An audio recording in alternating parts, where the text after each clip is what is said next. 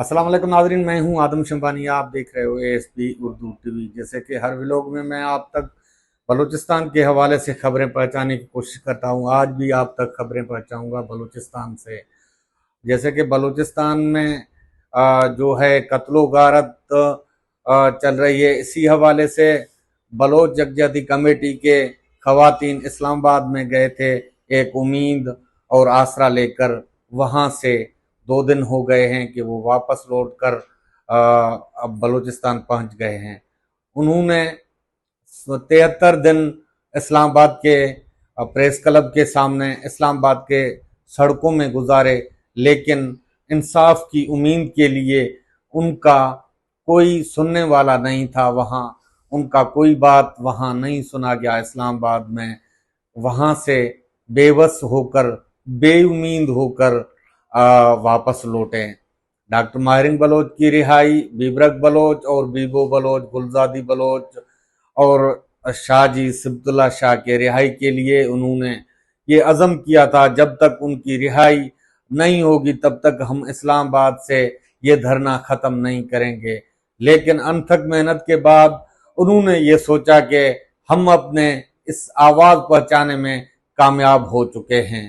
लेकिन 73 दिन का तवील धरना, इसमें हुकूमत की बेहिसी ये थी कि हुकूमत के ना वज़रा, न मुशीरान, न कोई ऐसा नुमाइंदा उनके पास आया, उनको यकीन दिलाया कि आपके ये जो खवातीन हैं नाहक जेलों में हैं, उनको हम आज़ाद कराएंगे, या ये आपके हम मुतालबे मानते हैं, ये मैं नहीं मानते हैं। लेकिन अफसोस की बात यह है कि वो नहीं आए। वो नाउमीद होकर बलोच वापस चले गए, बलोच खवातीन। लेकिन किस मुंह से ये बलोचों से उम्मीद रखते हैं कि आप पहाड़ों से नीचे आओ, आप हमसे बातचीत करो। लेकिन बातचीत करने के लिए उनके खवातीन आए तो आपने उनको ठुकराया। फिर आप किस मुंह से कह रहे हो कि बलोच जो हैं पहाड़ों पे हैं, हमसे बात नहीं करते हैं। यही वजह है कि बलोचों के माओ बहनों को आप रुसवा करते हो, बलोच आपको रुसवा करेंगे। यही बात है। कल इस वाक़े का मैं मज़म्मत करता हूँ।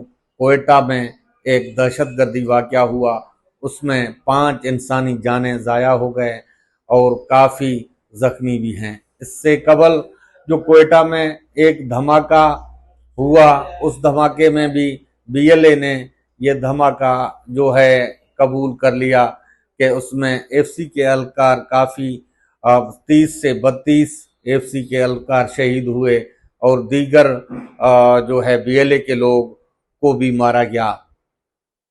इसमें आए रोज बलूचिस्तान में दहशतगर्दी, बम धमाके, और एक तरफ एएफसी के तरफ से लोगों को टारगेट किलिंग और लापता किया जा रहा है। दूसरी जानिब एएफसी के तरफ से उन लापता अफराद को चुन चुन कर मारना, उनको जो है टारगेट किलिंग बनाना, उनकी मशकशुदा लाशें देना, उसको उसकी जो है लापता कब्रें बनाना। बलूचिस्तान में दुकी के मकाम पर एक ऐसा कब्रिस्तान सजाया गया जिसका कोई शनाख्त नहीं है। तो ऐसे हजारों कब्रिस्तान हैं वहाँ दुकी के मकाम पर, सिर्फ लापता अफराद से वो कब्रिस्तान आबाद हुआ।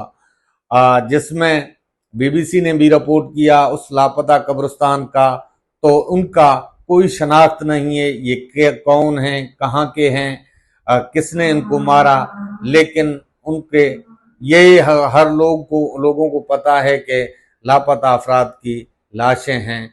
जो जिन बलोचों को लापता किया जाता था, फिर उनकी मशकशुदा लाश भेजी जाती थी बगैर पहचान के, या किसी को दफनाया जाता था। इसी पादाश में डॉक्टर माहिरिन बलोच को आज तक जेल में रखा गया, क्योंकि डॉक्टर माहिरिन बलोच ने बलोचों के लापताई और मशकशुदा लाशों के खिलाफ आवाज उठाई। डॉक्टर माहिरिन बलोच का सिंपल सा मुतालबा था कि लापता अफराद को बाजियाब किया जाए, मशकशुदा लाशें देना बंद किया जाए। तो इनके लिए डॉक्टर माहिरिन बलोच ने एक तंजीम बनाई और उस तंजीम के वजह से डॉक्टर माहिर बलोच ने आवाज़ उठाई इस पे के बलोचों को लावारिस करके मारना और उनकी मशकशुदा लाशें और उनकी लापताई करना। जो वहाँ के हर घर में ऐसा है कि एक घर से 2 या 3 अफराद लापता हैं।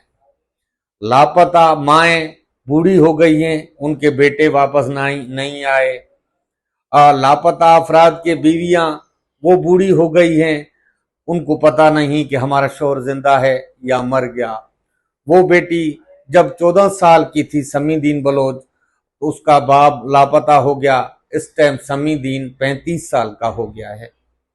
15-15, 20-20 साल से जो लोग लापता हैं उनको ये पता नहीं है कि हमारे जो हैं लवाहिकीन, हमारे जो हैं जो लापता अफराद हैं वो जिंदा हैं या मर गए हैं। तो यही आलम है बलूचिस्तान का। मुझे दीजिए इजाजत अपने मेजबान आदम शंबानी को। फिर मिलेंगे अगले व्लॉग में, तब तक के लिए अल्लाह हाफिज।